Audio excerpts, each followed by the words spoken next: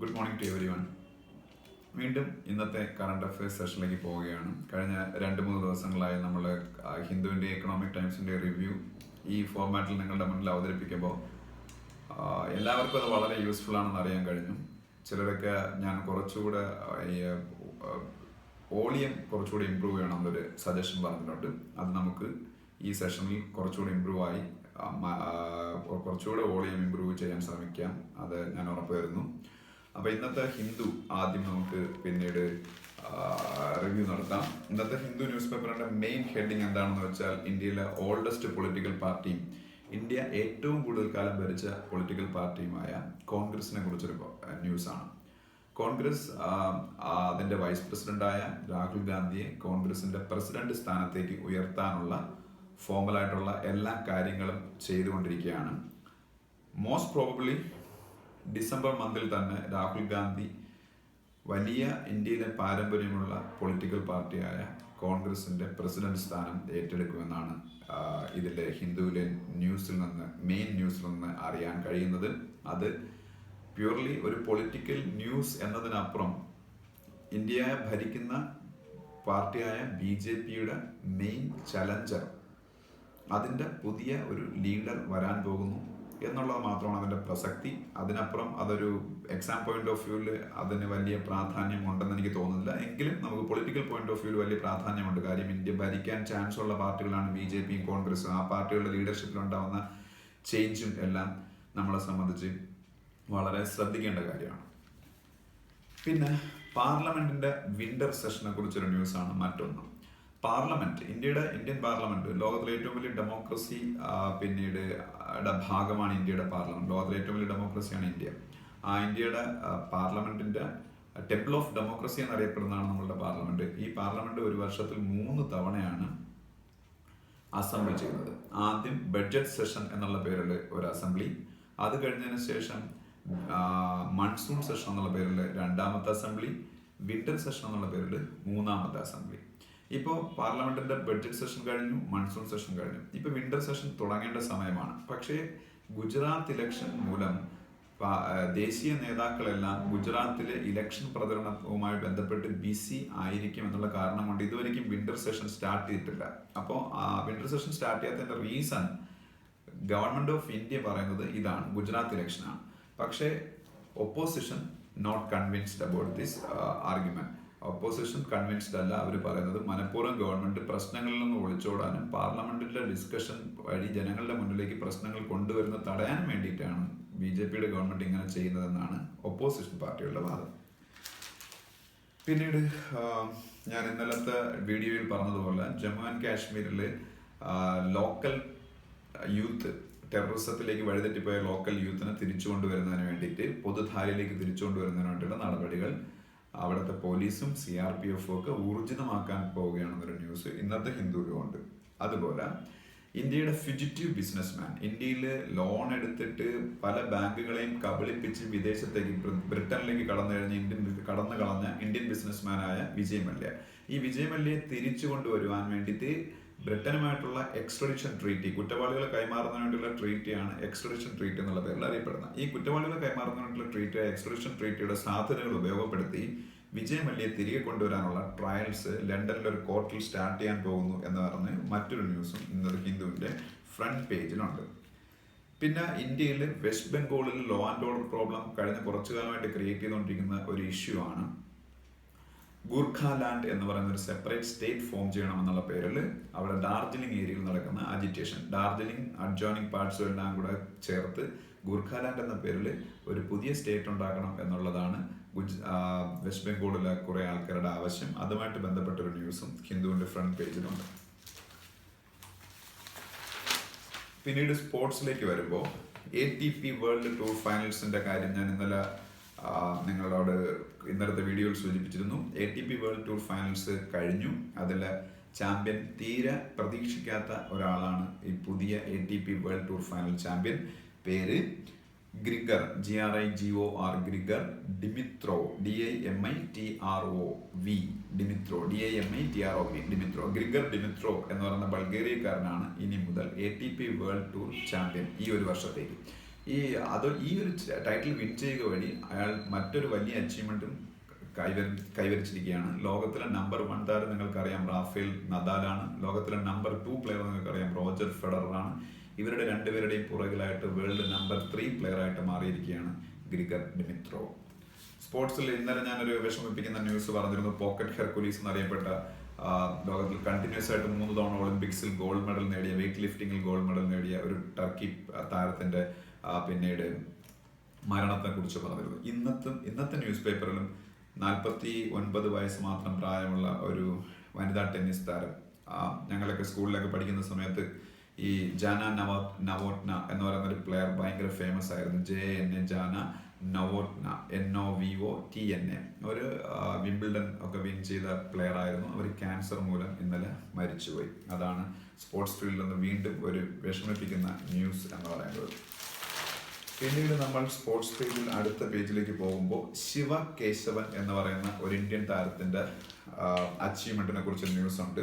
ശിവ കേശവൻ എന്ന് പറയുന്ന താരം വിന്റർ ഒളിമ്പിക്സിലെ ഒരു ഇനമായ ലൂജ് എന്ന് പറയുന്ന സ്പോർട്സിലെ ഇന്ത്യയുടെ ഫേമസ് താരമാണ്. വിന്റർ ഒളിമ്പിക്സിലെ ഒരു ഇനമാണ് ലൂജ്, LUG. ഈ ലൂജ് എന്ന് പറയുന്ന ഇനത്തിലെ ഇന്ത്യയുടെ ഏറ്റവും ഫേമസ് താരമാണ് ശിവ കേശവൻ. പുള്ളി അടുത്ത വിന്റർ ഒളിമ്പിക്സിൽ ലൂജിൽ പാർട്ടിസിപ്പേറ്റ് ചെയ്യുന്നതിന് വേണ്ടിയിട്ടുള്ള ക്വാളിഫിക്കേഷൻ നേടി എന്നുള്ളതാണ് മറ്റൊരു ന്യൂസ്.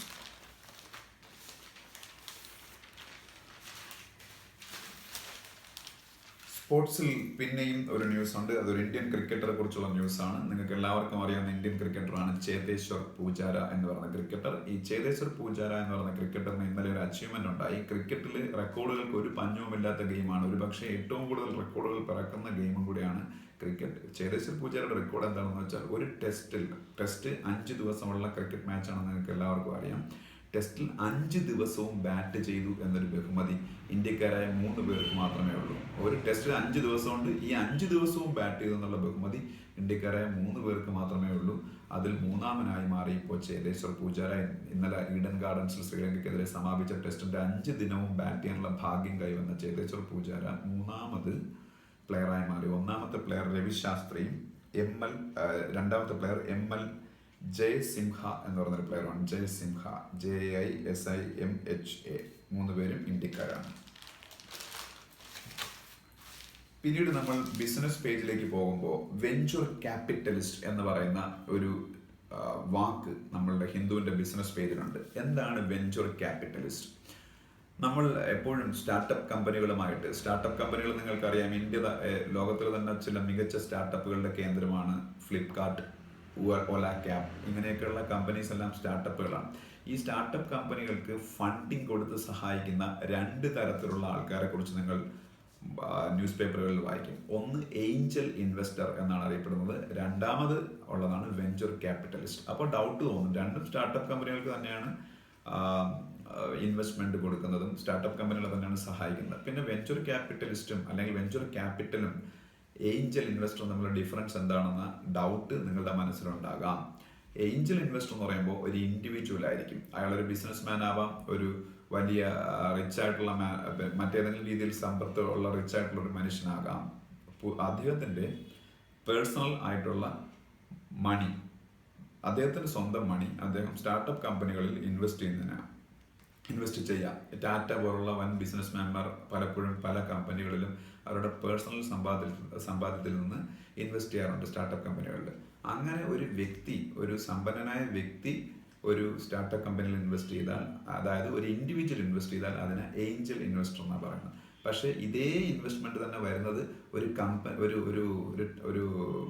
ഒരു ഗ്രൂപ്പ് ഓഫ് ഇൻവെസ്റ്റേഴ്സ് ഉൾപ്പെടുന്ന ഒരു കമ്പനിയിൽ നിന്നാണെങ്കിൽ അത് ആ ഇൻവെസ്റ്റ്മെന്റിന് വെഞ്ചർ ക്യാപിറ്റൽ എന്നാണ് പറയുന്നത്.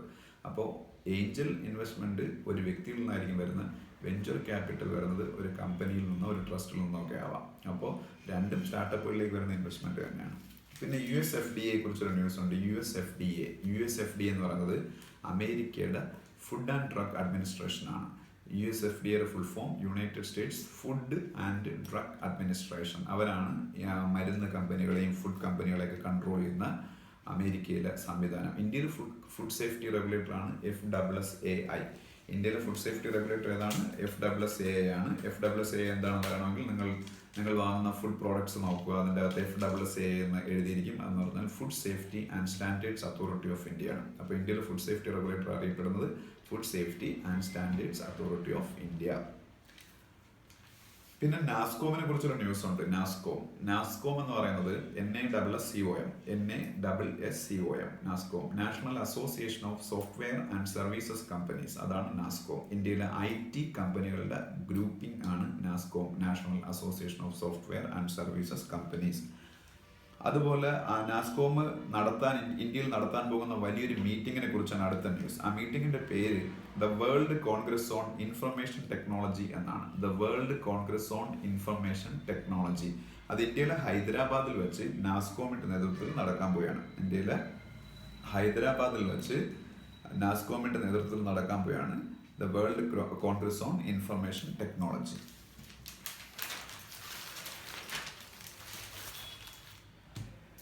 പിന്നീട് CBEC എന്ന് പറയുന്ന ഗവൺമെന്റ് ഓഫ് ഇന്ത്യയുടെ ഓർഗനൈസേഷനെ കുറിച്ചൊരു ന്യൂസ് ഉണ്ട്. CBEC central board of excise and customs ആണ്. CBEC central board of excise and customs. GST നമുക്ക് എല്ലാവർക്കും അറിയാം, ഇൻഡയറക്ട് ടാക്സ് ആണ് GST, goods and service tax എന്ന് പറയുന്നത്. GST എന്ന് പറയുന്ന സംഭവത്തിന് കൺട്രോൾ ചെയ്യുന്ന അതോറിറ്റിയാണ്, അല്ലെങ്കിൽ ഇൻഡയറക്ട് ടാക്സസിനെ കൺട്രോൾ ചെയ്യുന്ന അല്ലെങ്കിൽ ഇൻഡയറക്ട് ടാക്സസുമായിട്ട് ഡീൽ ചെയ്യുന്ന അതോറിറ്റി CBEC ആണ്, central board of excise and customs. Direct ടാക്സസിനെ ഡീൽ ചെയ്യുന്നത് central board of direct taxes CBDT ആണ്. അപ്പോൾ ഇന്ത്യയിൽ രണ്ട് തരത്തിലുള്ള ടാക്സസ് ഉണ്ട്, ഡയറക്ട് ടാക്സസും ഇൻഡയറക്ട് ടാക്സസും. ഡയറക്ട് ടാക്സസ് നമ്മൾ ഡയറക്ട്ലി പേ ചെയ്യുന്ന ടാക്സസ് ആണ് ഡയറക്ട് ടാക്സസ്. അതായത് നമ്മൾ ഇൻകം ടാക്സ് നമ്മൾ ഡയറക്ട്ലി പേ ചെയ്യുന്നതാണ്, നമ്മൾ ലാൻഡ് ടാക്സ് നമ്മൾ ഡയറക്ട്ലി പേ ചെയ്യുന്നതാണ്. ഇതെല്ലാം നമ്മൾ ഡയറക്ട് ടാക്സസ് ആണ്. പക്ഷേ ഇൻഡയറക്ട് ടാക്സസ് എന്ന് പറയുമ്പോൾ നമ്മളൊരു പ്രോഡക്റ്റോ സർവീസോ അവൈൽ ചെയ്യുമ്പോൾ അതിൻ്റെ പ്രൈസിൻ്റെ കൂടെ അഡീഷണലി ഒരു എൻഹാൻസ്ഡ് പ്രൈസ് ആയിട്ട് പേ ചെയ്യുന്നതാണ് ഇൻഡയറക്ട് ടാക്സസ്. എക്സാമ്പിൾ ആയിരുന്നു മുമ്പ് കസ്റ്റംസ് ഡ്യൂട്ടിയും എക്സൈസ് ഡ്യൂട്ടിയും വാല്യൂ ആഡഡ് ടാക്സും എല്ലാം. പക്ഷേ ഇപ്പോൾ അതെല്ലാം മാറ്റിയിട്ട് GST കൊണ്ടുവന്നു, ഗുഡ്സ് ആൻഡ് സർവീസ് ടാക്സ്. അതാണ് ഇന്ത്യയിൽ ഇൻഡയറക്ട് ടാക്സ്. അപ്പോൾ ഡയറക്ട് ടാക്സിന് CBDT central board of direct taxes, indirect ടാക്സിന് CBEC central board of excise and customs. CBECയുടെ ചെയർപേഴ്സൺ ഒരു വുമനാണ്, പേര് Vanaja N Sarna. SARNA, Vanaja N Sarna. പിന്നീട് നമ്മളെ ഇന്ത്യയിലെ ഒരു പ്രധാനപ്പെട്ട സെക്ടറായ ലോജിസ്റ്റിക്സ് സെക്ടറിന് ഇന്ത്യ ഗവൺമെന്റ് ഇൻഫ്രാസ്ട്രക്ചർ സ്റ്റാറ്റസ് കൊടുത്തു. ചിലപ്പോൾ ചോദിക്കാം, റീസെൻ്റ് ആയിട്ട് ഏത് സെക്ടറിനാണ് government of India infrastructure status കൊടുത്തതാണ്? ഇൻഫ്രാസ്ട്രക്ചർ സ്റ്റാറ്റസ് റീസെൻ്റ് ആയിട്ട് ഗവൺമെന്റ് ഓഫ് ഇന്ത്യ കൊടുത്തത് ലോജിസ്റ്റിക്സ് സെക്ടറിനാണ്, ലോജിസ്റ്റിക്സ് സെക്ടർ. പിന്നീട് ഭാരത് 22 എന്ന് പറയുന്ന ETF എക്സ്ചേഞ്ച് ട്രേഡഡ് ഫണ്ടിനെ കുറിച്ച് ഞാൻ ഇന്നലത്തെ വീഡിയോയിൽ ഡിസ്കസ് ചെയ്തു. Bharat 22 exchange traded fund ICICI prudential manage ചെയ്യുന്ന ഗവൺമെന്റ് ഓഫ് ഇന്ത്യയുടെ എക്സ്ചേഞ്ച് ട്രേഡഡ് ഫണ്ട് ETF ആണ് ഭാരത് 22. ഒന്നുകൂടെ പറയാം, ICICI പ്രൂഡൻഷ്യൽ എന്ന് പറഞ്ഞ പ്രൈവറ്റ് കമ്പനി മാനേജ് ചെയ്യുന്ന ഗവൺമെന്റ് ഓഫ് ഇന്ത്യയുടെ എക്സ്ചേഞ്ച് ട്രേഡഡ് ഫണ്ട് ETF ആണ് ഭാരത് 22. പിന്നെ മൈക്കൽ പാത്ര എന്ന് പറയുന്ന ഒരു ആളിൻ്റെ ഫോട്ടോയും അദ്ദേഹത്തിൻ്റെ ചില അഭിപ്രായങ്ങളൊക്കെ ഈ ന്യൂസ് പേപ്പറിലുണ്ട്. മൈക്കൽ പാത്ര എന്തുകൊണ്ട് ഞാനിപ്പോൾ പറയുന്നത് കരുതിയാൽ ഇന്ത്യയുടെ ഏറ്റവും ഇമ്പോർട്ടൻ്റ് ആയിട്ടുള്ള റിസർവ് ബാങ്ക് ഓഫ് ഇന്ത്യയുടെ എക്സിക്യൂട്ടീവ് ഡയറക്ടർമാരിൽ ഒരാളാണ്. റിസർവ് ബാങ്ക് ഓഫ് ഇന്ത്യക്ക് ഗവർണറുണ്ട്, ഡെപ്യൂട്ടി ഗവർണറുണ്ട്, എക്സിക്യൂട്ടീവ് ഡയറക്ടേഴ്സും ഉണ്ട്. Reserve bank of India executive ഡയറക്ടേഴ്സിൽ ഒരാളാണ് Michael Patra. PATRA. British prime minister ആരാണ്? British prime minister Theresa May ആണ് ബ്രിട്ടീഷ് പ്രൈം മിനിസ്റ്റർ. പിന്നീട് ഏഞ്ചല മെർക്കലിനെ കുറിച്ചുള്ള ന്യൂസാണ് ഇന്റർനാഷണൽ പേജിൽ ആദ്യം ഉള്ളത്. വേൾഡ് അഫയേഴ്സ് പേജിൽ ആദ്യം ഉള്ളത് ഏഞ്ചല മെർക്കലിനെ കുറിച്ചുള്ള ന്യൂസാണ്. ഞാൻ തൊട്ടു മുമ്പേ പറഞ്ഞ തെരേസ മേയെ പോലെ ലോകത്തിലെ ഏറ്റവും സ്ട്രോങ് ആയിട്ടുള്ള ഒരു കൺട്രിയായ ജർമ്മനിയുടെ ലീഡറാണ് അല്ലെങ്കിൽ ജർമ്മൻ ചാൻസലറാണ് ഏഞ്ചല മെർക്കൽ. ബ്രിട്ടൻ്റെ പ്രൈം മിനിസ്റ്റർ തെരേസ മേ എങ്കിൽ ജർമ്മനിക്ക് ചാൻസലർ എന്നാ പറയുന്നത്. ജർമ്മനിയുടെ ചാൻസലറാണ് ഏഞ്ചല മെർക്കൽ. പക്ഷേ ഏഞ്ചല മെർക്കൽ ചില പ്രോബ്ലംസ് ഇപ്പോൾ അവിടെ ഫേസ് ചെയ്യുന്നുണ്ട്. ഇപ്പോൾ നടന്ന ഇലക്ഷനിൽ ഏഞ്ചല മെർക്കലിൻ്റെ ഗവൺമെൻറ്റിന് ഭൂരിപക്ഷം കിട്ടിയില്ല. അത് ഞാൻ കൂടുതൽ ഡീറ്റെയിൽ ആയിട്ട് പറയുന്നത് ഹിന്ദുവിലെ എഡിറ്റോറിയൽ അതിനെ കുറിച്ചാണ്. അപ്പോൾ അത് ഡിസ്കസ് ചെയ്യുന്ന സമയത്ത് ഞാൻ പറയാം. പക്ഷേ ഏഞ്ചല മെർക്കലിന് പ്രത്യേകതയുണ്ട്. ലോകത്തിലെ ഏറ്റവും പവർഫുൾ ആയിട്ടുള്ള ആൾക്കാരുടെയും റിച്ച് ആയിട്ടുള്ള ആൾക്കാരുടെയൊക്കെ ലിസ്റ്റ് ഉണ്ടാക്കുന്ന അമേരിക്കൻ മാഗസിനായ ഫോർബ്സ് മാഗസിൻ വേൾഡിലെ മോസ്റ്റ് പവർഫുൾ വുമൻ എന്ന് കഴിഞ്ഞ കുറേ വർഷങ്ങളായിട്ട് പറയുന്നത് ഏഞ്ചല മെർക്കലിനെയാണ്. വേൾഡിലെ മോസ്റ്റ് പവർഫുൾ മാൻ ആരെന്ന് വെച്ചാൽ വ്ളാഡിമിർ പുടിനുമാണ്. വ്ളാഡിമിർ പുടിൻ റഷ്യയുടെ പ്രസിഡന്റ്. പിന്നെ ഇന്ത്യയുടെ 10 വർഷം ഇന്ത്യ ഭരിച്ച പ്രൈം മിനിസ്റ്ററായ മൻമോഹൻ സിംഗിന് ഇന്ദിരാഗാന്ധി പീസ് പ്രൈസ് കിട്ടിയ കാര്യം ഒരു പക്ഷേ നിങ്ങളെല്ലാവരും അറിഞ്ഞിരിക്കും. അത് എഴുതിയെടുത്ത് പഠിക്കേണ്ട ഒരു ന്യൂസാണ്. ഇന്ദിരാഗാന്ധി പീസ് പ്രൈസ് ഇപ്രാവശ്യം കിട്ടിയത് ഇന്ത്യയുടെ പ്രൈം മിനിസ്റ്റർ മൻമോഹൻ സിംഗിനാണ്. പിന്നെ America, united states of America ഒരു രാജ്യത്തെ സ്റ്റേറ്റ് സ്പോൺസർ ഓഫ് ടെറർ, അതായത് ടെററിസം അല്ലെങ്കിൽ ഭീകരവാദം സ്പോൺസർ ചെയ്യുന്ന രാജ്യമായിട്ട് ഡിക്ലെയർ ചെയ്തു. സ്റ്റേറ്റ് സ്പോൺസർ ഓഫ് ടെററായിട്ട് അമേരിക്ക ഇപ്പോൾ ഡിക്ലെയർ ചെയ്തത് നോർത്ത് കൊറിയയാണ്. നോർത്ത് കൊറിയയെ America state sponsor of terror ആയി ഡിക്ലെയർ ചെയ്തു. നോർത്ത് കൊറിയ നിങ്ങൾക്കറിയാം, ലോകത്തിൽ ഒരുപാട് പ്രോബ്ലംസ് ഇപ്പോൾ ക്രിയേറ്റ് ചെയ്തുകൊണ്ടിരിക്കുന്ന രാജ്യമാണ്. ലോകത്തിലെ പല കൺട്രീസിനും അവരുടെ ന്യൂക്ലിയർ പ്രോഗ്രാംസ് തലവേദനയാണ്.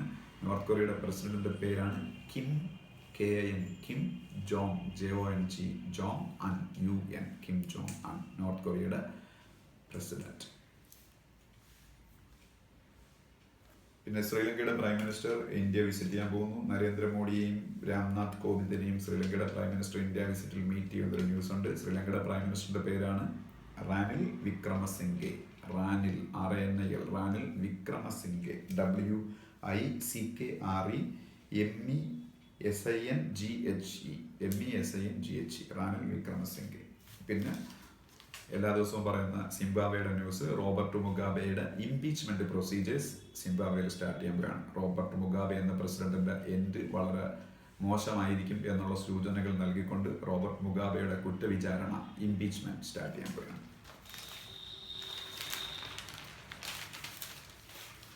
പിന്നെ ഇപ്പോൾ എല്ലാ ദിവസവും ഇന്ത്യയുടെ പവർ വേൾഡിൽ കൂടുന്നതിൻ്റെ സൂചനകൾ നൽകുന്ന രീതിയിലുള്ള വളരെ ഹാപ്പി ആയിട്ടുള്ള ന്യൂസുകൾ വരാറുണ്ട്. ഞാൻ നിങ്ങൾക്ക് കഴിഞ്ഞ ദിവസങ്ങളിൽ മൂഡീസിൻ്റെ റേറ്റിംഗ് അപ്ഗ്രേഡിന് പറഞ്ഞു.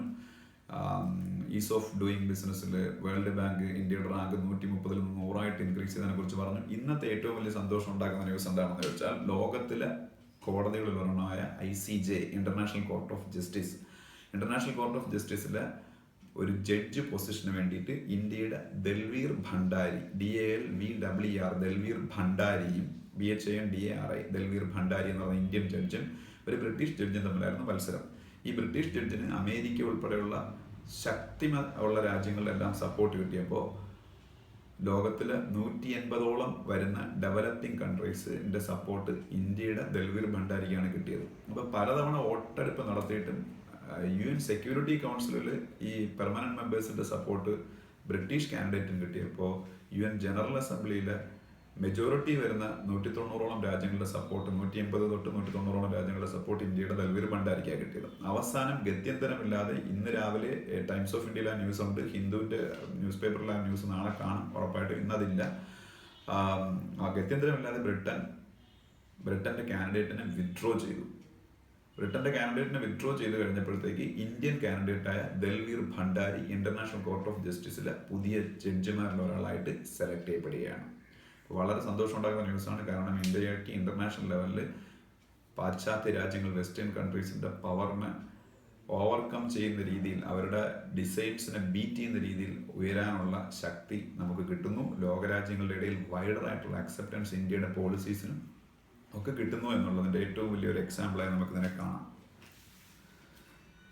പിന്നെ അരുണാചൽ പ്രദേശ് എന്ന് പറയുന്ന ഇന്ത്യൻ സ്റ്റേറ്റിൽ ഈയിടയ്ക്ക് നമ്മളെ പ്രസിഡന്റ് രാംനാഥ് കോവിന്ദ് വിസിറ്റ് ചെയ്തു. അതിനെ ചൈന കണ്ടം ചെയ്തിരിക്കുകയാണ്. ചൈന പറയാണ് ഇന്ത്യയുടെ ടെറിട്ടറിയായ, ഇന്ത്യയുടെ ഒരു സ്റ്റേറ്റായ അരുണാചൽ പ്രദേശിൽ ഇന്ത്യയുടെ പ്രസിഡന്റ് രാംനാഥ് കോവിന്ദ് വിസിറ്റ് ചെയ്ത് തെറ്റായി പോയെന്ന്. കാരണം ചൈന പറയുന്നത് അരുണാചൽ പ്രദേശ് ചൈനയുടെ പാർട്ടാണെന്നാണ്.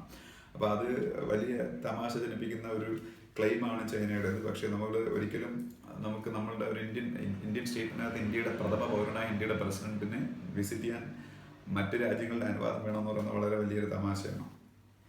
പിന്നെ UADA കുറിച്ചൊരു ന്യൂസ് ഉണ്ട്. അത് ഇന്നലെയും എന്താണെന്ന് ഞാൻ പറഞ്ഞാണ്. ആധാർ ഇഷ്യൂ ചെയ്യുന്ന ഏജൻസിയാണ് UADA.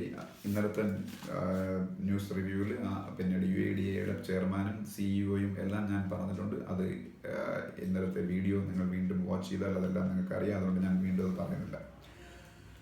പിന്നീട് S. ജയശങ്കറിനെ കുറിച്ചൊരു ന്യൂസ് ഉണ്ട്. S. ജയശങ്കർ ആരാണെന്ന് ചോദിച്ചാൽ ഇന്ത്യയുടെ എക്സ്റ്റേണൽ അഫയേഴ്സ് സെക്രട്ടറി അല്ലെങ്കിൽ ഫോറിൻ സെക്രട്ടറി ഓഫ് ഇന്ത്യ എന്ന് പറയുന്നതാണ് കുറച്ചുകൂടെ ശരി. രണ്ടും തന്നെയാണ്. എക്സ്റ്റേണൽ അഫയേഴ്സ് സെക്രട്ടറി എന്നും ഫോറിൻ സെക്രട്ടറി എന്ന് പറഞ്ഞാൽ ഒന്ന് തന്നെയാണ്. ഫോറിൻ സെക്രട്ടറി എന്നുള്ള പേരാണ് എപ്പോഴും യൂസ് ചെയ്യുന്നത്. ഇന്ത്യയുടെ ഫോറിൻ സെക്രട്ടറിയും ഇന്ത്യയിലെ ഏറ്റവും പവർഫുൾ ആയിട്ടുള്ള ബ്യൂറോക്രാറ്റുമാണ് ജയശങ്കർ. അദ്ദേഹം ചില അഭിപ്രായങ്ങൾ അതിലുണ്ട്. പിന്നെ വേറൊരു വലിയ ന്യൂസ് എന്ന് പറയുന്നത് കോൺഗ്രസിന്റെ വലിയൊരു ലീഡറായിരുന്ന പ്രിയരഞ്ജൻ ദാസ് മുൻഷി ഞാൻ കുറേ വർഷങ്ങൾ ശ്രദ്ധിച്ചിരുന്നൊരു നെയിമാണത് പ്രിയരഞ്ജൻ ദാസ് മുൻഷി. കാരണം എന്താണെന്ന് വെച്ചാൽ ഞങ്ങളുടെ കുട്ടിക്കാലത്ത് ഓൾ ഇന്ത്യ ഫുട്ബോൾ ഫെഡറേഷൻ എന്ന് കേട്ടാൽ എന്നും പ്രിയരഞ്ജൻ ദാസ് മുൻഷി എന്നുള്ള പേരായിരുന്നു കേൾക്കുന്നത്. കാര്യം ഓൾ ഇന്ത്യ ഫുട്ബോൾ ഫെഡറേഷനാണ് ഇന്ത്യയുടെ ഫുട്ബോളിനെ കൺട്രോൾ ചെയ്യുന്നത്. ഞങ്ങളുടെ കുട്ടിക്കാലത്ത് മുഴുവനും ഈ പ്രിയരഞ്ജൻ ദാസ് മുൻഷി ആയിരുന്നു AIFFന്റെ പ്രസിഡന്റ്, കോൺഗ്രസിന്റെ ലീഡറായിരുന്നു. കഴിഞ്ഞ 7-8 വർഷമായിട്ട് പുള്ളി കോമ സ്റ്റേജിലായിരുന്നു. ഇന്നലെ മരിച്ചുപോയി പ്രിയരഞ്ജൻ ദാസ് മുൻഷി.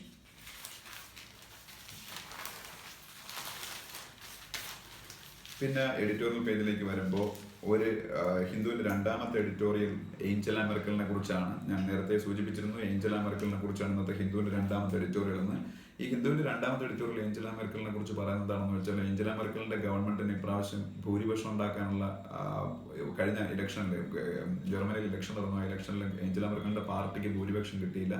അതുകൊണ്ട് ഒരു കോalition ഗവൺമെൻറ് ഉണ്ടാക്കാനുള്ള ശ്രമങ്ങൾ നടത്തിക്കൊണ്ടിരിക്കുകയാണ്. പക്ഷേ ആ ശ്രമങ്ങൾ സക്സസ്ഫുൾ ആകുന്നില്ല. അതുകൊണ്ട് തന്നെ ഒരുപക്ഷെ ഏഞ്ചല മെർക്കൽ വീണ്ടും ജർമ്മനിയിൽ ജനവിധി തേടി ഭൂരിപക്ഷം ഉണ്ടാക്കാൻ ശ്രമിച്ചേക്കും എന്നുള്ള രീതിയിലുള്ള ഒരു എഡിറ്റോറിയലാണ് ഹിന്ദുവിൻ്റെ രണ്ടാമത്തെ എഡിറ്റോറിയൽ. ആദ്യത്തെ editorial GST goods and service ടാക്സുമായിട്ട് ബന്ധപ്പെട്ടതാണ്. GST ഗുഡ്സ് ആൻഡ് സർവീസ് ടാക്സിൽ നടപ്പാക്കുമ്പോൾ ഇന്ത്യയിലെ കച്ചവട സ്ഥാപനങ്ങളും മറ്റ് GSTയുടെ പരിധിയിൽ വരുന്ന സ്ഥാപനങ്ങളും ജനങ്ങൾക്ക് കിട്ടേണ്ട ബെനിഫിറ്റ് ജനങ്ങളിലേക്ക് തന്നെ കൊടുക്കുന്നു, അല്ലാതെ അവർ അത് കൂടുതൽ പ്രോഫിറ്റ് ഉണ്ടാക്കുന്നില്ല എന്ന് ഉറപ്പുവരുത്താൻ വേണ്ടി ഗവൺമെന്റ് ഓഫ് ഇന്ത്യ ഒരു പുതിയ അതോറിറ്റി ഫോം ചെയ്യണം. ആ അതോറിറ്റിയെ കുറിച്ചാണ് ഇന്നത്തെ ഹിന്ദുവിലെ ആദ്യത്തെ എഡിറ്റോറിയൽ. അതോറിറ്റിയുടെ പേര് NAA എന്നാണ്, നാഷണൽ ആന്റി പ്രോഫിറ്ററിംഗ് അതോറിറ്റി. അപ്പോൾ GSTയിൽ കാര്യങ്ങൾ മര്യാദയ്ക്കാണ് നടക്കുന്നത് എന്ന് എൻഷുർ ചെയ്യാൻ വേണ്ടിയിട്ട് ഗവൺമെന്റ് ഓഫ് ഇന്ത്യ ഉണ്ടാക്കാൻ പോകുന്ന അതോറിറ്റിയുടെ പേരാണ് NAA, national anti profiteering authority. അതെന്താണ് എന്നുള്ളതിനെ കുറിച്ച് വിശദമായിട്ടുള്ള എഡിറ്റോറിയൽ ഹിന്ദുവിൻ്റെ ഫസ്റ്റ് എഡിറ്റോറിയലായിട്ടുണ്ട്. പിന്നെ IIP കുറിച്ചൊരു ന്യൂസ് ഉണ്ട്. IIP എന്ന് പറഞ്ഞാൽ ഇൻഡെക്സ് ഓഫ് ഇൻഡസ്ട്രിയൽ പ്രൊഡക്ഷൻ എന്നാണ്. IIP index of industrial production. IIP അല്ലെങ്കിൽ ഇൻഡെക്സ് ഓഫ് ഇൻഡസ്ട്രിയൽ പ്രൊഡക്ഷൻ എന്ന് പറയുന്നത് ആ പേര് സൂചിപ്പിക്കും പോലെ ഇന്ത്യയുടെ ഇൻഡസ്ട്രിയൽ പ്രൊഡക്ഷൻ മന്ത്ലി കാൽക്കുലേറ്റ് ചെയ്യുന്നതിന് വേണ്ടിയുള്ള ഇൻഡെക്സ് ആണ്. മന്ത്ലി ഇന്ത്യയുടെ industrial production as compared to previous months, whether it has been increased or decreased എന്നൊക്കെ മനസ്സിലാക്കുന്നതിന് വേണ്ടിയിട്ടുള്ള ഇന്ത്യയുടെ ഒരു ഇൻഡെക്സ് ആണ് IIP, index of industrial production. പിന്നീട് Mysore city Guinness book of world റെക്കോർഡ്സിൽ കയറിയതിനെ കുറിച്ചൊരു ന്യൂസ് ഉണ്ട്. എന്തിൻ്റെ പേരിലാണ് മൈസൂർ എന്ന് പറയുന്ന സ്ഥലം ഇപ്പോൾ ഗിന്നസ് ബുക്ക് ഓഫ് വേൾഡ് റെക്കോർഡ്സിൽ കയറിയതെന്ന് നമുക്ക് നോക്കാം. ഇപ്പോൾ June 21 എല്ലാ വർഷവും ഇന്ത്യയിൽ മാത്രമല്ല ലോകം മുഴുവനും ഇന്റർനാഷണൽ യോഗ ഡേ ആണ്. June 21 നമ്മുടെ ഇന്ത്യൻ പ്രൈം മിനിസ്റ്റർ നരേന്ദ്രമോദിയുടെ ഒരു പ്രപ്പോസൽ യുണൈറ്റഡ് നേഷൻസ് അക്സെപ്റ്റ് ചെയ്തു. ആ പ്രപ്പോസലിന്റെ അടിസ്ഥാനത്തിൽ അദ്ദേഹത്തിന്റെ ഒരു പ്രപ്പോസലിന്റെ അടിസ്ഥാനത്തിലാണ് UN ലോകം മുഴുവൻ ഇന്റർനാഷണൽ യോഗ ഡേ ആയിട്ട് June 21 ഡിക്ലെയർ ചെയ്തത്. അപ്പോൾ ഈ June 21 മൈസൂറിൽ ഏകദേശം 55,506 ആൾക്കാർ യോഗ പെർഫോം ചെയ്തു. ഒരേ വെന്യൂവിൽ 55,506ഓളം ആൾക്കാർ യോഗ പെർഫോം ചെയ്തു. അത് ലോകത്തിലെ യോഗ എന്ന് പറയുന്ന ഒരു സംഭവം പെർഫോം ചെയ്യാൻ വേണ്ടിയിട്ടുള്ള ഏറ്റവും വലിയ ഗ്യാതറിംഗ് ആയിരുന്നു എന്നുള്ള പേരിലാണ്, ലാർജസ്റ്റ് യോഗ സെഷൻ സംഘടിപ്പിച്ചു എന്നുള്ള പേരിലാണ് മൈസൂർ ഈ ഗിന്നസ് ബുക്ക് ഓഫ് വേൾഡ് റെക്കോർഡ്സിൽ കയറിയത്. പിന്നെ ബിൽ ആൻഡ് മെലിൻഡ ഗേറ്റ്സ് ഫൗണ്ടേഷനെ കുറിച്ചൊരു ന്യൂസ് ഉണ്ട്. Bill and Melinda Gates foundation എന്താണെന്ന് ഞാൻ പറഞ്ഞിട്ടുണ്ടായിരിക്കാം ഒരു പഴയ സെഷൻസ് ഏതിലെങ്കിലും, പക്ഷേ വീണ്ടും പറയാം. Bill and Melinda Gates foundation എന്ന് പറയുന്നത് ബിൽ ഗേറ്റ്സ് എന്ന് പറയുന്ന വേൾഡ് റിച്ചസ്റ്റ് മാൻ ഉണ്ടാക്കിയിരിക്കുന്ന ഫിലാന്ത്രോപ്പിക് ആമാണ്. അതായത് സോഷ്യൽ സർവീസും മറ്റു കാര്യങ്ങളൊക്കെ ക്യാരി ഔട്ട് ചെയ്യുന്നതിന് വേണ്ടിയിട്ട് തൻ്റെ സമ്പത്തിൻ്റെ ഒരു ഭാഗം ലോകത്തിലെ റിച്ചസ്റ്റ് മാനായ ബിൽ ഗേറ്റ്സ് സ്പെൻഡ് ചെയ്യാണ്. അതാണ് bill and Melinda Gates foundation എന്ന് പറയുന്നത്. അത് സ്പെൻഡ് ചെയ്യുന്നതിന് വേണ്ടിയിട്ടുള്ള ചാരിറ്റി ആണ്. പിന്നെ മാനുഷി ചില്ലാർ, അത് ഇന്നലെ പറഞ്ഞതാണ്. മാനുഷി ചില്ലാർ ഇന്ത്യയുടെ പുതിയ മിസ് വേൾഡ് അല്ലെങ്കിൽ ലോകത്തിലെ പുതിയ ലോകസുന്ദരി മാനുഷി ചില്ലാർ. അപ്പോൾ ഇത്ര ആയപ്പോഴത്തേക്ക് ഇന്നത്തെ ഹിന്ദു ന്യൂസ് പേപ്പറിൻ്റെ റിവ്യൂ തീരുകയാണ്. ഹിന്ദു ന്യൂസ് പേപ്പറിൻ്റെ റിവ്യൂ ഇവിടെ തീരുന്നു. നമുക്കിനി ഇന്നത്തെ എക്കണോമിക് ടൈംസ് നോക്കാം. എക്കണോമിക് ടൈംസ് ന്യൂസ് പേപ്പറിലും ആദ്യത്തെ ന്യൂസ് CBEC central board of excise and കസ്റ്റംസിനെ കുറിച്ചാണ്. അത് ഞാൻ ഓൾറെഡി ഡിസ്കസ് ചെയ്തു. Central board of excise and customs എന്താണെന്ന് അതിൻ്റെ ചെയർപേഴ്സൺ ആരാണെന്ന് നോക്കുക. അപ്പം അത് ഇനി വീണ്ടും പറയുന്നില്ല. അടുത്ത ന്യൂസ് ഇന്ത്യയുടെ CEA കുറിച്ചാണ്. CEA chief economic adviser of India. Chief economic adviser of India ആരാണെന്ന് വെച്ചാൽ അരവിന്ദ് സുബ്രഹ്മണ്യൻ. അത് നന്നായിട്ട് പഠിക്കേണ്ട ഒരു പേരാണ്. അരവിന്ദ് സുബ്രഹ്മണ്യനാണ് chief economic adviser to government of India. ഇനി ഇതേ ഗവൺമെന്റ് ഓഫ് ഇന്ത്യക്ക് തന്നെ ഒരു പ്രിൻസിപ്പൽ എക്കണോമിക് അഡ്വൈസറുമാണ്. Chief economic adviser Arvind Subramanian ആണെങ്കിൽ principal economic adviser Sanjeev Sanyal ആണ്. സഞ്ജീവ് സന്യാൽ, SANYAL, രണ്ടുകൂടെ തിരിഞ്ഞു വരുന്നത്. Sanjeev Sanyal principal economic adviser, chief economic adviser Arvind Subramanian. പിന്നെ NBCCയെ കുറിച്ചൊരു ന്യൂസ് ഉണ്ട്. NBCC ഗവൺമെന്റ് ഓഫ് ഇന്ത്യയുടെ കൺസ്ട്രക്ഷൻ കമ്പനിയാണ്. NBCC ഗവൺമെന്റ് ഓഫ് ഇന്ത്യക്ക് ഒരു കൺസ്ട്രക്ഷൻ കമ്പനിയാണ്. അതിന്റെ പേരാണ് NBCC, national building construction corporation. National building construction corporation. പിന്നെ അടുത്ത പേജുകളിലൊക്കെ പൊളിറ്റിക്കൽ ന്യൂസുകളാണുള്ളത്. അതൊന്നും നമുക്ക് തൽക്കാലം അത്യാവശ്യമുള്ള ന്യൂസുകളല്ല. പിന്നെ ഒരു ഇന്റർനാഷണൽ ലെവലിലുള്ള നല്ലൊരു ന്യൂസ് നമുക്കുണ്ട്. അത് എന്താണെന്ന് വെച്ചാൽ ഡിസംബറിൽ ഒരു റിക് എക്സ്റ്റേണൽ അഫയേഴ്സ് മീറ്റിംഗ് നടക്കുന്നു ഡൽഹിയിൽ. റിക് എക്സ്റ്റേണൽ അഫയേഴ്സ് മീറ്റിംഗ് ഡിസംബറിൽ ഡൽഹിയിൽ വെച്ച് നടക്കുക. അപ്പോൾ റിക് എന്താണെന്ന് നമുക്ക് നോക്കാം. റിക്കിൽ ഓരോ അക്ഷരങ്ങളും സൂചിപ്പിക്കുന്ന ഓരോ പവർഫുൾ കൺട്രീസാണ്.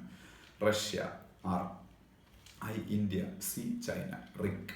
അപ്പോൾ റിക് എക്സ്റ്റേണൽ അഫയേഴ്സ് മിനിസ്റ്റേഴ്സിന്റെ മീറ്റിംഗ് നടക്കാൻ പോകുന്നത് ഡിസംബറിൽ ഡൽഹിയിൽ വെച്ച്. അങ്ങനെയാണെങ്കിൽ നമുക്ക് റിക്കിന്റെ കൂടെ 2 അക്ഷരം കൂടെ ചേർത്താൽ ബ്രിക്സ് ആവും. ബിയും എസും കൂടെ റിക്കിന്റെ കൂടെ ചേർക്കുമ്പോൾ ബ്രിക്സ് ആയി. ബ്രിക്സിൽ Brazil, Russia, India, China, South Africa. Last BRICS summit നടന്നത് ചൈനയിൽ വെച്ചാണ്. ചൈനയിലെ സിയാമനിൽ വെച്ചാണ്. അതൊക്കെ എക്സാമിന് ചോദിക്കാൻ ഇപ്പോൾ റീസെന്റ് ആയിട്ട് നടന്നതേ ഉള്ളൂ. ഒരു 2 മാസത്തോളം ആവത്തേ ഉള്ളൂ ബ്രിക്സ് സമ്മിറ്റ് നടന്നിട്ട്. ബ്രിക്സ് സമ്മിറ്റ് ലാസ്റ്റിൽ നടന്നത് ചൈനയിലെ സിയാമൻ, XIAMEN, സിയാമൻ എന്ന് പറയുന്ന സിറ്റിയിലാണ്. പിന്നെ ഇന്ത്യ ആദ്യം വാങ്ങാൻ തീരുമാനിച്ചിരുന്നത് ഒരു മിസൈലിനെ കുറിച്ചൊരു ന്യൂസ് ഉണ്ട്. ആ മിസൈൽ ഇപ്പോൾ വാങ്ങണ്ട എന്ന് ഗവൺമെന്റ് തീരുമാനിച്ചിരിക്കുകയാണ്. ആ മിസൈലിന്റെ പേര് സ്പൈക്ക് എന്നാണ്. SPIKE. സ്പൈക്ക് മിസൈൽ ഇസ്രായേൽ എന്ന് പറയുന്ന കൺട്രി പ്രൊഡ്യൂസ് ചെയ്യുന്നതാണ്. ഇസ്രായേൽ എന്ന് പറയുന്ന കൺട്രി ആണ് മാനുഫാക്ചർ ചെയ്യുന്നത് സ്പൈക്ക് മിസൈൽ. അതൊരു ആന്റി ടാങ്ക് മിസൈലാണ് സ്പൈക്ക്. അത് നമ്മൾ വാങ്ങാൻ തീരുമാനിച്ചിരുന്നു ഇസ്രായേലിന്റെ കയ്യിൽ നിന്ന്. പക്ഷേ ഇസ്രായേലുമായിട്ടുള്ള ചില ടെക്നോളജി ട്രാൻസ്ഫർ ഇഷ്യൂസ് മൂലം നമ്മളത് വാങ്ങണ്ടെന്ന് തീരുമാനിച്ചു. അമർനാഥ് എന്ന് പറയുന്ന ഒരു സ്ഥലത്തിനെ കുറിച്ചൊരു ന്യൂസ് ഉണ്ട്. അമർനാഥ് ഇന്ത്യയിലെ വലിയ ഫേമസ് ആയിട്ടുള്ള നമ്മളെ കേരളത്തിലെ ശബരിമല പിൽഗ്രിമേജ്, ശബരിമല തീർത്ഥാടനം എന്നൊക്കെ പറയുന്ന പോലെയാണ് അമർനാഥ് തീർത്ഥാടനം. അത് ജമ്മു ആൻഡ് കാശ്മീരിലെ വളരെ ദുർഘടമായ ഒരു ഹിന്ദു തീർത്ഥാടനമാണ് അമർനാഥ് തീർത്ഥാടനം. പിന്നെ രവിശങ്കർ പ്രസാദിനെ കുറിച്ചൊരു ന്യൂസ് ഉണ്ട്. രവിശങ്കർ പ്രസാദ് ഇന്ത്യയുടെ ഇമ്പോർട്ടൻ്റ് ആയിട്ടുള്ള ഒരു ക്യാബിനറ്റ് മിനിസ്റ്ററാണ്. ഇന്ത്യയുടെ ലോ ആൻഡ് IT മിനിസ്റ്ററാണ്. ലോ മിനിസ്റ്ററും രവിശങ്കർ പ്രസാദാണ്. IT minister, information and technology മിനിസ്റ്ററും രവിശങ്കർ പ്രസാദാണ്, ഇൻഫർമേഷൻ ആൻഡ് ടെക്നോളജി മിനിസ്റ്റർ. പിന്നെ ഇന്ത്യക്ക് വലിയ സന്തോഷം ഉണ്ടാക്കുന്ന മറ്റൊരു ന്യൂസ് ഉണ്ട്. ഇന്ത്യയുടെ നേതൃത്വത്തിൽ ലോകത്തിൽ തുടങ്ങിയ ഒരു ഇന്റർനാഷണൽ ഓർഗനൈസേഷൻ എന്ന് പറയാം, അല്ലെങ്കിൽ ഇന്റർനാഷണൽ ഇനിഷ്യേറ്റീവ് ആണ് ISA, ഇന്റർനാഷണൽ സോളാർ അലയൻസ്. ഇന്ത്യയുടെ ലീഡർഷിപ്പിൽ ലോകത്തിലുണ്ടായ ഒരു വലിയ ഇനിഷ്യേറ്റീവാണ് ISA അല്ലെങ്കിൽ ഇന്റർനാഷണൽ സോളാർ അലയൻസ്. അതിന്റെ എയിം എന്ന് പറയുന്നത് ലോകത്തിൽ സോളാർ എനർജിയുടെ യൂസ് ഡെവലപ്പിംഗ് കൺട്രീസിൽ മാക്സിമം എത്തിക്കുക, അല്ലെങ്കിൽ ഡെവലപ്പിംഗ് കൺട്രീസിനും ലീസ്റ്റ് ഡെവലപ്ഡ് കൺട്രീസിനും ഒക്കെ സോളാർ ടെക്നോളജിയുടെ യൂസ് മാക്സിമം അതിന്റെ പൊട്ടൻഷ്യൽ ഉപയോഗപ്പെടുത്താൻ അവരെ സഹായിക്കുക എന്നുള്ളതാണ്. അതിന്റെ ലീഡർ ഇന്ത്യയാണ്. ഏറ്റവും വലിയ സന്തോഷം ഉണ്ടാകുന്ന ന്യൂസ് എന്താണെന്ന് വെച്ചാൽ ചൈന ISAയിൽ ജോയിൻ ചെയ്യാൻ തീരുമാനിച്ചു. ഇന്ത്യ ലീഡർഷിപ്പ് കൊടുക്കുന്ന ഒരു ഓർഗനൈസേഷൻ ചൈന അതിൽ ഒരു മെമ്പറായിട്ട് ജോയിൻ ചെയ്യാൻ തീരുമാനിക്കുന്ന വളരെ നല്ലൊരു കാര്യമല്ലേ അത്. കാരണം പ്രത്യേകിച്ച് ചൈനയും ഇന്ത്യയും തമ്മിൽ ഒരുപാട് പ്രോബ്ലംസ് ഉണ്ട്. അപ്പം അത്തരത്തിലുള്ള പ്രോബ്ലംസ് ഒക്കെ ഉള്ള ഈ 2 ഏഷ്യൻ പവേഴ്സ്, അതിൽ ജൂനിയർ പവറായ അല്ലെങ്കിൽ ചൈനയെക്കാളും ചെറിയ പവറാണ് ഇന്ത്യ തീർച്ചയായിട്ടും. അപ്പോൾ ആ പവർ ഇന്ത്യ സ്റ്റാർട്ട് ചെയ്ത ISA ഇന്റർനാഷണൽ സോളാർ അലയൻസിന്റെ ഭാഗമാകാൻ ചൈനയും തീരുമാനിക്കുന്നു എന്നുള്ളത് വളരെ സന്തോഷം ഉണ്ടാക്കുന്ന ഒരു കാര്യമാണ്. പിന്നെ ഗവൺമെന്റ് ഓഫ് ഇന്ത്യയുടെ ഡിസ്ഇൻവെസ്റ്റ്മെന്റ് ടാർഗറ്റിനെ കുറിച്ചൊരു ന്യൂസാണ്. ഡിസ്ഇൻവെസ്റ്റ്മെന്റ് ടാർഗറ്റ് എന്ന് പറഞ്ഞാൽ ഗവൺമെന്റ് ഓഫ് ഇന്ത്യ അവരുടെ തന്നെ കമ്പനീസിന്റെ ഷെയർസ് വിറ്റ് എല്ലാ വർഷവും കുറെ മണി അക്വയർ ചെയ്യാറുണ്ട്. അതിനാണ് ഡിസ്ഇൻവെസ്റ്റ്മെന്റ് ടാർഗറ്റ് എന്ന് പറയുന്നത്. ഇൻവെസ്റ്റ്മെന്റിന്റെ ഓപ്പോസിറ്റ് ആണ്. ഗവൺമെന്റ് മണി ഒരു സ്കീമിലേക്ക് ഇൻവെസ്റ്റ് ചെയ്യുമ്പോൾ അതിന് ഇൻവെസ്റ്റ്മെന്റ് എന്ന് പറയും. പക്ഷേ ഇൻവെസ്റ്റ് ചെയ്ത മണി തിരിച്ചെടുക്കുന്നതിനാണ് ഡിസ്ഇൻവെസ്റ്റ്മെന്റ് എന്ന് പറയുന്നത്. ഇപ്പോൾ ഒരു പബ്ലിക് സെക്ടർ കമ്പനിയിൽ ഗവൺമെന്റ് ഓഫ് ഇന്ത്യ പണം ഇൻവെസ്റ്റ് ചെയ്തിരിക്കും. അതിന്റെ കുറെ ഷെയർസ് പിന്നീട് ഗവൺമെന്റ് വിൽക്കാൻ പോകത്ത് സ്വാഭാവികമായിട്ടും ഗവൺമെന്റ് ആ കമ്പനിയുടെ കുറെ ഷെയർ വിറ്റൊഴിയാണ്. അപ്പോൾ അതിനാണ് ഡിസ്ഇൻവെസ്റ്റ്മെന്റ് എന്ന് പറയുന്നത്. അങ്ങനെ ഡിസ്ഇൻവെസ്റ്റ്മെന്റ് മുഖേന ഗവൺമെന്റ് ഓഫ് ഇന്ത്യ കുറെ മണി അക്വയർ ചെയ്യാൻ ആലോചിച്ചിരുന്നു. ഓരോ വർഷവും അങ്ങനെ തീരുമാനിക്കാറുണ്ട്. ചിലപ്പം അത് എക്സാമിന് ചോദിക്കാം, ഈ വർഷത്തെ ഡിസ്ഇൻവെസ്റ്റ്മെന്റ് ടാർഗറ്റ് എത്രയാണെന്ന് വെച്ചാൽ 72,500 crores ആണ്. 72,500 കോടി രൂപയാണ് ഈ വർഷത്തെ ഗവൺമെന്റ് ഓഫ് ഇന്ത്യയുടെ ഡിസ്ഇൻവെസ്റ്റ്മെന്റ് ടാർഗറ്റ്. അതുമായിട്ട് ബന്ധപ്പെട്ട ന്യൂസ് പറയാനുള്ളത്, ഈ ഡിസ്ഇൻവെസ്റ്റ്മെന്റ് പ്രോസസ് ഗവൺമെന്റ് ഓഫ് ഇന്ത്യക്ക് വേണ്ടി ക്യാരി ഔട്ട് ചെയ്യുന്നത് ഗവൺമെന്റ് ഓഫ് ഇന്ത്യയുടെ തന്നെ ഒരു ഏജൻസിയാണ്. ആ ഏജൻസിയുടെ പേരാണ് DIPAM. ഡിപ്പാമിന്റെ expansion department of investment and public asset management എന്നാണ്. ഡിപ്പാമിന്റെ expansion department of investment and public asset management എന്നാണ്. അതിന്റെ സെക്രട്ടറി നീരജ് ഗുപ്ത.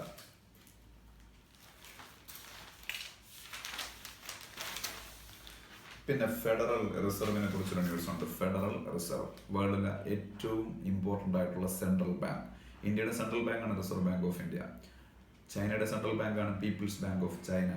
ബ്രിട്ടന്റെ സെൻട്രൽ ബാങ്കാണ് ബാങ്ക് ഓഫ് ജപ്പാൻ.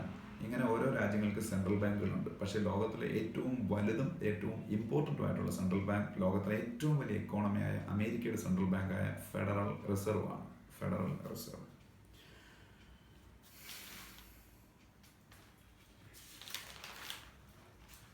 പിന്നെ റോഡ്രിഗോ ഡ്യൂട്ടേർട്ടിയെ കുറിച്ചൊരു ന്യൂസ് ഉണ്ട്. Rodrigo Duterte, RODRIGO, Rodrigo Duterte, DUTERT.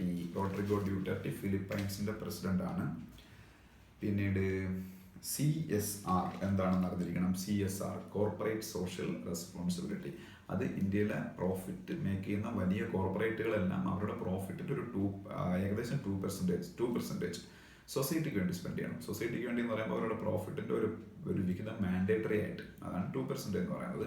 Government of ഇന്ത്യയുടെ നോംസ് അനുസരിച്ച് അത് സൊസൈറ്റിക്ക് വേണ്ടിയിട്ട്, പിന്നെ സമൂഹത്തിന് വേണ്ടിയിട്ട് സ്പെൻഡ് ചെയ്യണം. അതിനാണ് CSR അല്ലെങ്കിൽ കോർപ്പറേറ്റ് സോഷ്യൽ റെസ്പോൺസിബിലിറ്റി എന്ന് പറയുന്നത്. പിന്നെ അലിബാബ കമ്പനിയെ കുറിച്ചുള്ള ന്യൂസ് ഉണ്ട്. അലിബാബ ലോകത്തിലെ ഏറ്റവും വലിയ ഒരു ഇ-കൊമേഴ്സ് കമ്പനിയാണ്. ആമസോൺ, അലിബാബ, ഇവർ രണ്ടുപേരാണ് വേൾഡിലെ ഏറ്റവും വലിയ ഇ-കൊമേഴ്സ് കമ്പനികൾ. ചൈനീസ് ബില്യണറായ ജാക്മ ആണ് അലിബാബയുടെ ഫൗണ്ടർ. Jack Ma, JACKMA, Jack Ma.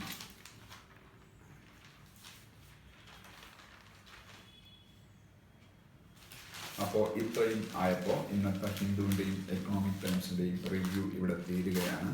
ഇപ്പോൾ ഇന്നത്തെ 2 ന്യൂസ് പേപ്പേഴ്സും വളരെ തറവായിട്ടുള്ള റിവ്യൂ ഞാൻ ചെയ്തിട്ടുണ്ട്. ഇന്ന് ഈ റിവ്യൂ കേട്ടതിന് ശേഷം ന്യൂസ് പേപ്പേഴ്സ് വായിക്കുക. കാരണം ഈ കറണ്ട് അഫയേഴ്സ് മാത്രം ഇമ്പ്രൂവ് ചെയ്യാനല്ല നമ്മൾ ന്യൂസ് പേപ്പേഴ്സ് വായിക്കുന്നത്. വൊക്കാബുലറി പവറും കോമ്പറ്റേറ്റീവ് എക്സാംസിൽ വലിയൊരു ഫാക്ടറാണ്. അപ്പം ന്യൂസ് പേപ്പർ വായിച്ചെങ്കിൽ നിങ്ങൾക്ക് വൊക്കാബുലറി പവർ കിട്ടുള്ളൂ. ഒപ്പം നിങ്ങൾക്ക് ന്യൂസ് ഞാൻ എൻ്റെ ഈ വീഡിയോസ് വഴി കിട്ടും. പക്ഷേ ഇത് വായിക്കുക, പത്രം നന്നായിട്ട് വായിച്ച് മനസ്സിലാക്കുക. നിങ്ങളുടെ റിവ്യൂസ് വീണ്ടും എന്നെ അറിയിക്കുക. എല്ലാവർക്കും thank you for watching this video.